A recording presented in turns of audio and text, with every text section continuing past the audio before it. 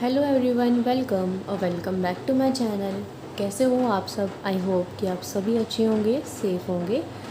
तो हमने स्टार्ट किया था BA-BSc फिफ्थ सेम की बुक ग्रुप्स एंड रिंग्स का first chapter which is groups and सब ग्रुप्स। ये वाला चैप्टर हमने स्टार्ट किया था और इसकी एक वीडियो मैं ऑलरेडी अपलोड कर चुकी हूँ जिसमें हमने बाइनरी ऑपरेशन और उसकी प्रॉपर्टीज़ के बारे में डिस्कस किया था। तो अगर आप में से किसी ने भी वो वीडियो नहीं देखी है तो इस वीडियो को देखने से पहले उसको ज़रूर देख लेना। मैं आपको एक बार बार बोल रही हूँ कि इस सब्जेक्ट को साथ साथ करोगे तो आपके लिए अच्छा रहेगा, ठीक है। कोई भी पार्ट स्किप मत करना क्योंकि एक टॉपिक दूसरे टॉपिक से कनेक्टेड है। उसके बाद जो आपकी बुक में सेकंड टॉपिक गिवन है दैट इज़ कॉम्पोजिशन टेबल, जो कि मैं आपको आज नहीं करवाऊँगी। आज जो कंसेप्ट करवाऊँगी उसके बाद मैं आपको समझाऊँगी ताकि आपको अच्छे से समझ में आ जाए, ठीक है। हमने बाइनरी ऑपरेशन कर लिया है, इसके प्रॉपर्टीज़ कर रही हैं। कॉम्पोजिशन टेबल हम नेक्स्ट वीडियो में करेंगे। आज जो हम पढ़ेंगे वो पढ़ेंगे ग्रुप्स। मेन जो पढ़ेंगे वो चीज़ है ग्रुप की ग्रुप होता क्या है।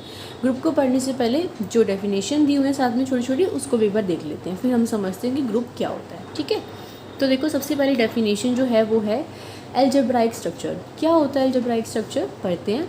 A non empty set G equipped with one or more binary operations or you can say compositions defined on it is called an algebraic structure।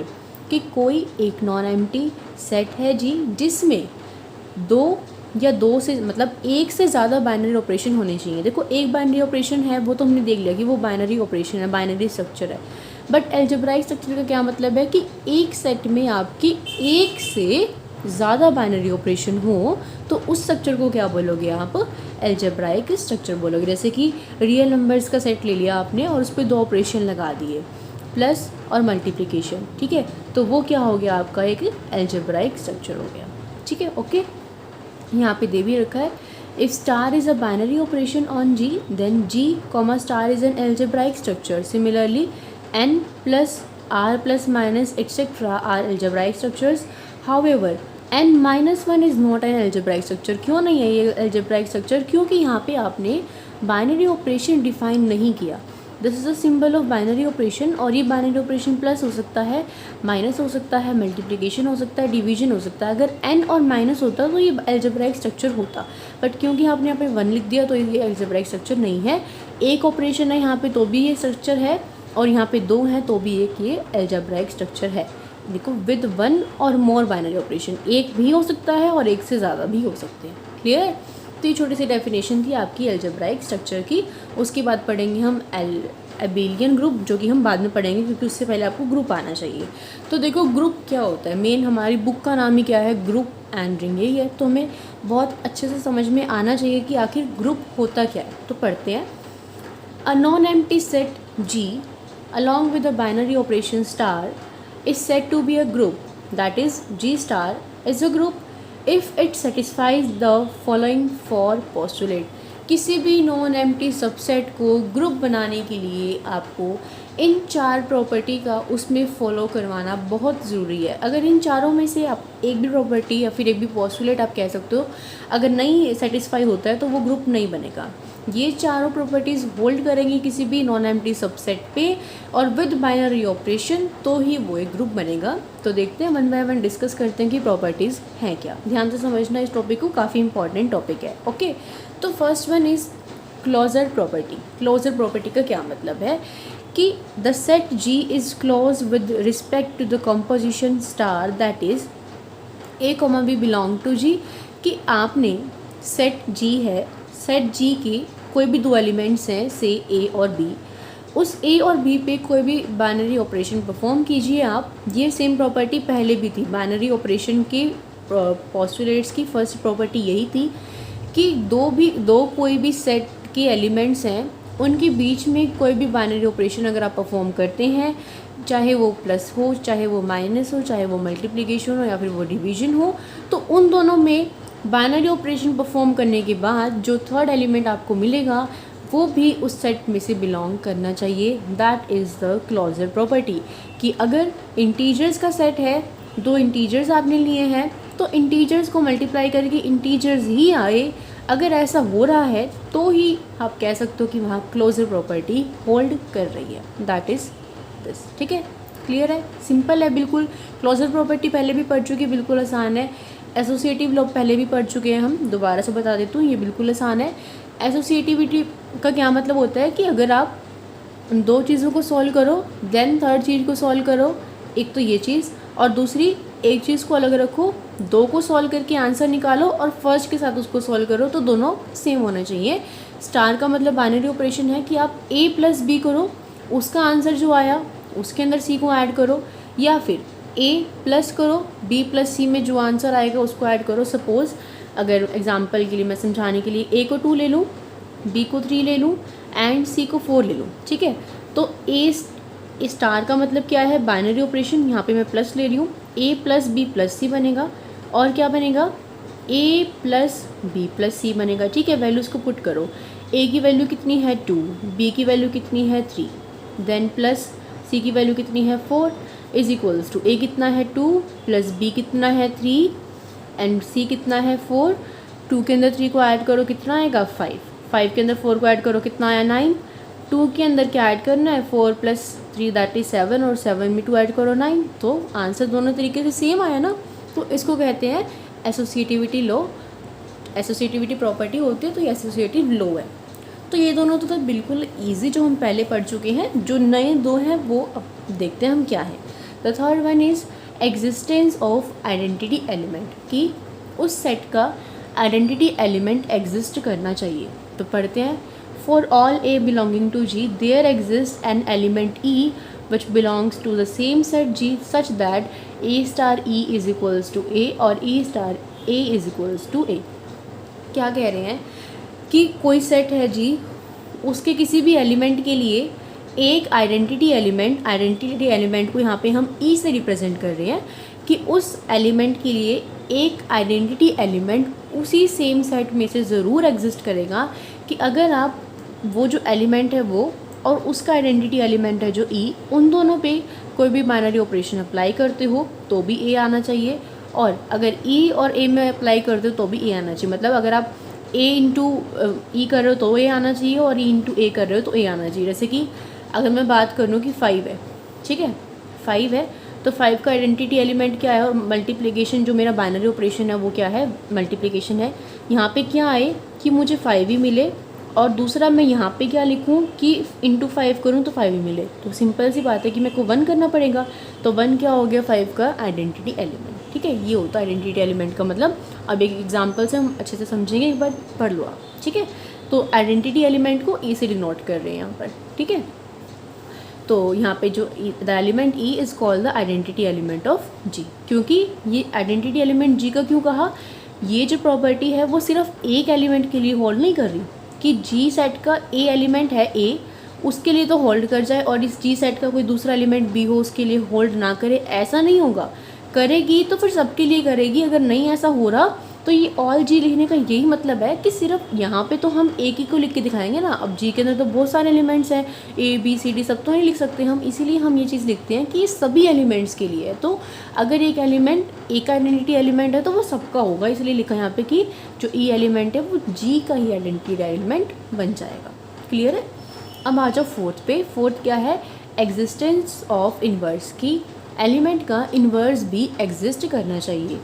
For each a belonging to G there exist a unique element b which belongs to the same group G such that, यहाँ पे क्या है कि एक ही element की बात कर रही हूँ मैं, जो जी ग्रुप में से है, उसके लिए एक यूनिक एलिमेंट बी उसी ग्रुप में से एग्जिस्ट करना चाहिए, कि अगर मैं ए इंटू बी करूँ, मतलब यहाँ पे इंटू से मेरा मतलब है कि बाइनरी ऑपरेशन कुछ भी हो सकता है, प्लस माइनस मल्टीप्लिकेशन डिवीजन, कि अगर आप ए और बी पे कोई भी बाइनरी ऑपरेशन लगाते हो या बी और ए पे भी कोई बाइनरी ऑपरेशन लगाते हो, तो उन दोनों का जो आंसर होगा वो ई के इक्वल होना चाहिए। और ई यहाँ पे भी क्या मैं ऊपर पढ़ा था, आइडेंटिटी एलिमेंट के इक्वल होना चाहिए। ठीक है, अगर वन आइडेंटिटी एलिमेंट है किसी सेट का, तो अगर आप ए इंटू बी करो या फिर बी इंटू ए करो तो वो 1 आना चाहिए।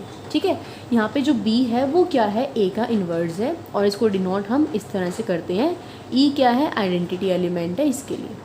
ठीक है, अभी अगर ये पॉइंट नहीं समझ में आया तो अभी एग्जाम्पल करेंगे तो और क्लियर हो जाएगा। थोड़ा थोड़ा समझ में आ गया होगा आपको, ठीक है। तो अब दोबारा से रिवाइज कर लो। ग्रुप किसी भी सेट को, नॉन एम्प्टी सेट को बाइनरी ऑपरेशन के साथ ग्रुप कब कहा जाएगा, जब वो 4 प्रॉपर्टी को होल्ड करता हो। 4 प्रॉपर्टी कौन सी है? First one is very simple, closure property. अगर आप 2 एलिमेंट्स पे कोई ऑपरेशन लगाते हो तो थर्ड एलिमेंट मतलब जो उनका रिजल्ट है वो भी सेम सेट से बिलोंग करना चाहिए। Then second one is associativity law. Associative law उसमें क्या है कि अगर आप ए स्टार बी करो उसको सॉल्व करके देन स्टार सी करो, और बी स्टार सी करके उसको सॉल्व करके ए के साथ करो, तो दोनों का आंसर सेम आना चाहिए। थर्ड वन इज़ कि उस सेट के हर एक एलिमेंट के लिए आइडेंटिटी एलिमेंट ज़रूर एग्जिस्ट करेगा, जिसको हम लोग ई से डिनोट करते हैं। देन फोर्थ वन इज़ कि अगर कोई एलिमेंट ए है तो उसके लिए एक यूनिक एलिमेंट बी उसी सेम सेट से ज़रूर एग्जिस्ट करेगा, कि अगर आप ए स्टार बी करो या बी स्टार ए करो आइडेंटिटी एलिमेंट के इक्वल होगा, और ये जो बी है वो यहाँ पे ए का इन्वर्स है। क्लियर है? समझ में आ गई इतनी बात? अब देखो एग्जाम्पल, यहाँ पे आ जाओ एग्जाम्पल नंबर 2 पे। देखो क्या दिया हुआ है, शो दैट z क्या है? Set of all integers.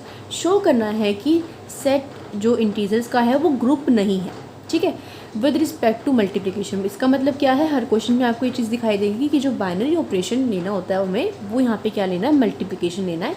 तो बेसिकली आपको सेट ऑफ इंटीजर्स दिया हुआ है, आप ये मान के चलो कि सेट ऑफ इंटीजर्स है और बाइनरी ऑपरेशन मल्टीप्लिकेशन है, और हम ये चेक कर रहे हैं कि वो एक ग्रुप बनेगा या फिर नहीं बनेगा। ओके, तो सबसे पहले ग्रुप का भी पढ़ के चुके हैं। सबसे पहले क्या चेक करोगे, क्लोजर प्रॉपर्टी। आप कोई भी 2 एलिमेंट्स लो, इंटीजर लो कोई भी दो, तो 2 इंटीजर की मल्टीप्लाई करोगे तो इंटीजर ही आएगा, आपको पता है ये बात। तो क्लोजर प्रॉपर्टी होल्ड हो जाती है। एसोसिएटिव लॉ करके देख लो, चाहे इंटीजर्स में यहाँ पे कोई भी इंटीजर वैल्यूज डाल के सॉल्व करके देख लो, भी हमने करके भी देखी थी, तो ये प्रॉपर्टी आपकी होल्ड होती है। मेन बात आती है इन दोनों की, बस ये दोनों चीज़ समझने की है। ये तो हम पहले भी छोटी क्लासेस से ही पढ़ते आ रहे हैं। देखो एग्जिस्टेंस ऑफ आइडेंटिटी क्या होता है कि ए स्टार ई करो या फिर ई स्टार ए करो, ए ही आना चाहिए। तो अब इंटीजर्स केस में कौन बनेगा आइडेंटिटी एलिमेंट, कि मैं नंबर को किससे मल्टीप्लाई करूँ कि वो नंबर आ जाए। तो ऑब्वियस ही बात है कि हमें उसको 1 से मल्टीप्लाई करना पड़ेगा। तो 1 क्या है, आइडेंटिटी एलिमेंट है हर किसी इंटीजर के लिए। अब अगर यहाँ पर विद रिस्पेक्ट टू मल्टीप्लिकेशन ना हो के एडिशन होता, सपोज अगर यहाँ पे एडिशन होता, ठीक है, तो ये दोनों प्रॉपर्टी तो सेम ही रहती। 2 को अगर आप ऐड करोगे तो भी आएगा, ये करोगे तो भी इंटीजर आएगा। अब यहाँ पे आ जाओ कि मैं ए के अंदर क्या ऐड करूँ कि वापस से ए मिल जाए, और किसके अंदर ए को ऐड करूँ कि वापस से ए मिल जाए। तो यहाँ पे क्वेश्चन आता है, अब यहाँ पे कौन होगा, 5 के अंदर क्या ऐड करो कि 5 ही रहे, 0, और 0 के अंदर 5 को ऐड करोगे तो 5 रहेगा। तो एडिशन के केस में आइडेंटिटी एलिमेंट क्या हो जाएगा, 0 हो जाएगा for all set of integers. ठीक है, समझ आ गया। फोर्थ वन इज़, अभी देखो यहाँ पे नॉन एग्जिस्टेंस क्यों लिखा है, क्योंकि हमें शो करना है कि ये ग्रुप नहीं है। तो हम ये चीज़ शो कर रहे हैं कि ये तीनों तो होल्ड कर रहे हैं, बट इसका जो यूनिवर्स है वो एग्जिस्ट नहीं कर रहा, इसीलिए यहाँ पे नॉन एग्जिस्टेंस लिखा है। ठीक है, देखो क्यों लिखी है इन्होंने चीज़। कोई भी आपने ए एलिमेंट लिया सेट ऑफ इंटीजर से, बी एलिमेंट लिया आपने सेट ऑफ इंटीजर से, बी यहाँ पे क्या है, ए का इन्वर्स है। कब होगा ए का इन्वर्स, कि अगर ए क्रॉस बी किसके इक्वल हो, ई के equal. E set of integer के लिए अभी हमने देखा कि ई कौन है, आइडेंटिटी एलिमेंट कौन है, 1, यानी कि ए क्रॉस बी क्या आना चाहिए, 1। अब सपोज़ कि ए 5 है, तो 5 को किससे मल्टीप्लाई करोगे, किस एलिमेंट बी से मल्टीप्लाई करोगे कि 1 आ जाए, 1/5 से मल्टीप्लाई करना पड़ेगा। 5 को जब 1/5 से मल्टीप्लाई करोगे तभी तो 1 आएगा, बट क्या 1/5 एक इंटीजर है, नहीं है, तो ये प्रॉपर्टी होल्ड नहीं कर रही। तो इसका मतलब ए एलिमेंट का इन्वर्स एग्जिस्ट नहीं कर रहा, तो ये चीज़ होल्ड नहीं हुई। अगर चारों में से एक भी प्रॉपर्टी होल्ड नहीं हुई तो वो ग्रुप नहीं बनेगा। अब यहाँ पे मान लो प्लस होता, ठीक है, प्लस की केस की अगर मैं बात करती हूँ तो देखो यहाँ पे क्या करते फिर हम, कि ए के अंदर मैं ऐड कर रही हूँ बी को, तो मुझे 1 मिलना चाहिए, यही बात होती है ना, क्योंकि 1 नहीं। अब देखो एडिशन का केस अगर मैं ले रही हूँ तो एडिशन के केस में आइडेंटिटी एलिमेंट कौन था, 0 था, तो मुझे यहाँ पे क्या मिलना चाहिए, 0। तो अगर 5 है, 5 के अंदर क्या ऐड करूँ कि मुझे क्या मिले, 0, यहाँ पे क्या आ जाता, -5 आ जाता, और वो क्या किसकी इक्वल आ जाता है, 5 - 5 किसकी इक्वल होता है, 0 के इक्वल होता है। -5 भी तो एक इंटीजर है ना। तो अगर यहाँ पे प्लस होता तो फिर सारी प्रॉपर्टी होल्ड कर जाती, तो ये ग्रुप बन जाता, बट क्योंकि यहाँ पे मल्टीप्लिकेशन था इसी वजह से ये ग्रुप नहीं बना। यहाँ पे क्या लिखा है, Z इंटू का मतलब क्या है कि यहाँ पे जो आपका ऑपरेशन था वो क्या था, मल्टीप्लिकेशन का था, इसको ऐसे लिख दिया हमने। ये क्या है, एक अलजेब्राइक स्ट्रक्चर है और ये एक ग्रुप नहीं है। तो मैंने आपको मल्टीप्लिकेशन और एडिशन दोनों ही समझा दिए, ठीक है। आई होप कि आपको समझ में आ गए होंगे। कोई पॉइंट क्लियर ना हो तो पूछ लेना। बिल्कुल छोटी छोटी 2-3 डेफिनेशन है, उसको कर लेते हैं एक बारी। देखो क्या है एबिलियन ग्रुप और कम्यूटेटिव ग्रुप। एबिलियन ग्रुप का क्या मतलब है, a group G with star मतलब binary operation is said to be abelian और commutative if in addition to the above four postulate the following postulate is also satisfied। Abelian group के लिए, abelian group होने के लिए group की चारों properties तो होल्ड करनी ही चाहिए, चारों के साथ एक और प्रॉपर्टी होल्ड करनी चाहिए, that is the commutative property. Commutative property हम पढ़ी चुके हैं क्या होती है कि a इंटू बी करो या b इंटू ए करो, दैट इज़ द सेम। 5 + 2 करो तो भी 7 आएगा, 2 + 5 करो तो भी 7 आएगा। अगर प्रॉपर्टी होल्ड करती है, ये पांचों प्रॉपर्टी होल्ड करती है, तो वो ग्रुप एक एबिलियन ग्रुप बन जाता है, ठीक है। समझ आ गई आपको मेरी बात। तो एबिलियन ग्रुप के लिए क्या करना पड़ेगा, अगर चेक करना है एबिलियन ग्रुप तो ये चारों तो करनी है, साथ में ये भी करनी है, ओके। अभी देखेंगे एग्जांपल्स, पहले डेफिनेशन देख लेते हैं। Finite and infinite group. देखो फाइनाइट नाम से पता चल रहा है कि अगर एक ग्रुप के एलिमेंट्स नंबर फाइनाइट है तो वो फाइनाइट होगा, और then the group is called a finite group, otherwise it is called a infinite group. कि अगर एक ग्रुप के अंदर एलिमेंट्स फाइनाइट है तो वो फाइनाइट ग्रुप है, और नॉन फाइनाइट है तो वो इनफाइनाइट ग्रुप है, ठीक है, ओके। उसके बाद आता है ऑर्डर। ऑर्डर क्या होता है ग्रुप का, the number of elements in a finite group is called the order of group, and infinite group is said to be of infinite order. कि एक फाइनाइट अगर ऑर्डर का सेट है, अगर एक ग्रुप के अंदर 4 एलिमेंट है तो उसका ऑर्डर भी क्या हो जाएगा, 4 हो जाएगा। और अगर इनफाइनाइट एलिमेंट है तो हम कह देंगे कि वो इनफाइनाइट ऑर्डर का है, और इसको जो नोटेशन है वो ये है, ओस मतलब ऑर्डर, इसके अंदर आपका मतलब क्या है, the order of group G is defined as this, ठीक है। समझ में आ गया, क्लियर है इतनी बात। अब देखो जो ये वाला फर्स्ट एग्जाम्पल है वो मैंने आपको इसलिए नहीं बताया था क्योंकि एबिलियन ग्रुप हमने बाद में पढ़ा है। क्या है इसमें, show that set of all integer is an abelian group with respect to addition. तो एबिलियन ग्रुप को चेक करने के लिए ग्रुप की चारों प्रॉपर्टी सेटिस्फाई करनी होनी चाहिए, और मैंने अभी आपको इंटीजर के सेट की ये वाली प्रॉपर्टी चारों की चारों बताई थी पीछे। देखो ये सेटिस्फाई होती है, ये भी सेटिस्फाई होती है, 0 आइडेंटिटी एलिमेंट होता है बताया था ना अभी, और ये भी बताया था कि इन्वर्स करोगे तो माइनस से एग्जिस्ट करेगा, वो भी उसका आइडेंटिटी वो मतलब इंटीजर से बिलोंग करता है। बस है कौन सा गया, कॉम्पिटिटिव लॉ। तो कॉम्पिटिटिव लॉ भी करके देख लो। इंटीजर्स के केस में अगर आप दो किसी भी इंटीजर को ऐड करोगे तो वो सेम आएगा, तो इसका मतलब ये कॉम्पिटिटिव लॉ भी होल्ड करता है। तो सेट ऑफ इंटीजर क्या है, एक एबिलियन ग्रुप है, ठीक है। यहाँ से हमने देखा था मल्टीप्लिकेशन के केस में वो ग्रुप नहीं बन रहा था। देखो मल्टीप्लिकेशन के केस में ग्रुप नहीं बना ना, तो एबिलियन ग्रुप को चेक करने के लिए भी तो ये चारों प्रॉपर्टी चेक करते ही हैं हम, तो ये वाली प्रॉपर्टी होल्ड नहीं करी, तो मल्टीप्लिकेशन के केस में वो एक ग्रुप नहीं है, तो एबिलियन ग्रुप भी नहीं बनेगा, ठीक है, क्लियर है, ओके। तो यहाँ पे हमने देखा ग्रुप और एबिलियन ग्रुप के बारे में। उसके बाद जो थर्ड है वो कॉम्पोजिशन टेबल का एग्जाम्पल है, तो मैंने आपको कॉम्पोजिशन टेबल नहीं करवाई है, तो ये भी हम नहीं करेंगे, ठीक है। अब मैं आपको क्वेश्चन बता देती हूँ जो आपको ट्राई करने हैं, ऐसे ही कर लेंगे हम, साथ साथ कर लेना।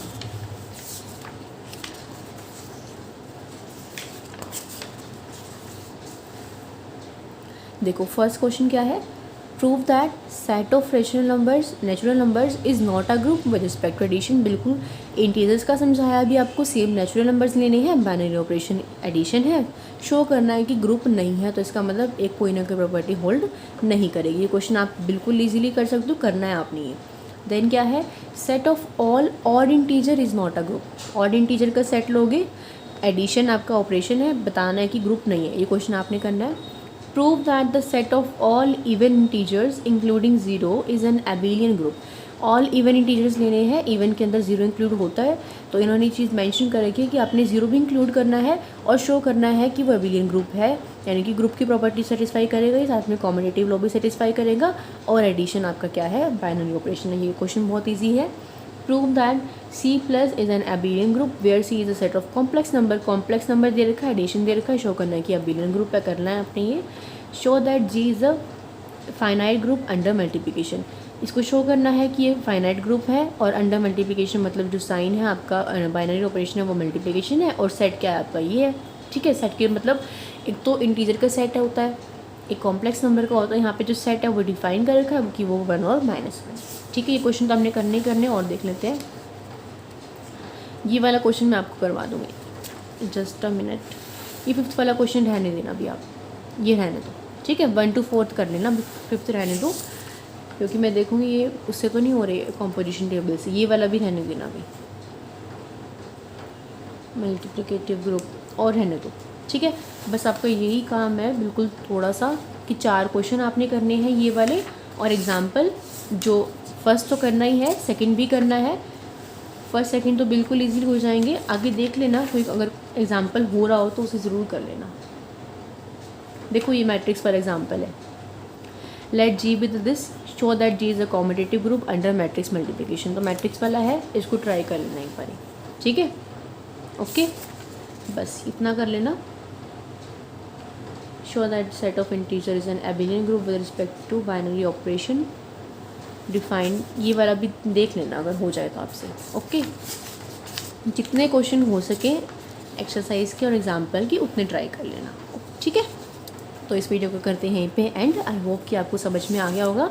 अपनी सिर्फ कॉम्पोजिशन टेबल रहेगी अभी इसमें, वो मैं आपको नेक्स्ट वीडियो में समझाऊंगी। उसके बाद छोटे छोटे टॉपिक हैं, एडिशन मॉडलो है, मल्टीप्लिकेशन मॉडलो है, देन उसके बाद 1.1 आपका कंसेप्ट सारा कंप्लीट हो जाएगा। ओके, तो बिल्कुल थोड़ा सा काम रह गया अब हमारा, composition table, addition modulo and multiplication modulo. Okay, साथ साथ कर लेना, बार बार कह रही हूँ ये चीज़, बाकी आपकी मर्ज़ी है। तो अगर वीडियो पसंद आ गया हो, समझ में आ गया हो, तो प्लीज़ वीडियो को लाइक कर देना, अपने सभी फ्रेंड्स के साथ शेयर कर देना। अगर अब तक आपने मेरे चैनल सब्सक्राइब नहीं किया तो चैनल को सब्सक्राइब करके बेल आइकन को ज़रूर ऑल पे क्लिक कर लेना, ताकि आपको नोटिफिकेशन मिल जाए जब भी मैं वीडियो को डालूँ। तो मिलते हैं फिर नेक्स्ट वीडियो में, तब तक के लिए bye bye, take care, keep watching, keep studying.